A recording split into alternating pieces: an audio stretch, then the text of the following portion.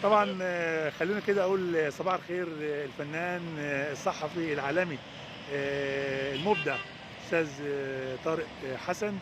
أولًا أهلًا بيك في أول الساعات الأولى في العام الجديد 2023 وسط الحمام، وسط ميدان الشهداء، وسط قطعة تاريخية من بورسعيد النهارده. إحساسك وشعورك، أنا شايف النهارده البسمة والتفاؤل والأمل في بُكرة، مش في حد تاني لكن في بُكرة إن شاء الله وفي ربنا، ويكون أملنا كبير. قُل لنا بقى إيه أمنياتك السنة دي في وسط المكان الجميل ده؟ أخويا الإعلامي الكبير المتألق دائمًا سعد التبعي، ربنا يخليك. يعني من ميدان المسلة فعلًا باحييك وباحيي كل المشاهدين، وباقول لك يعني إن شاء الله أنا متفائل.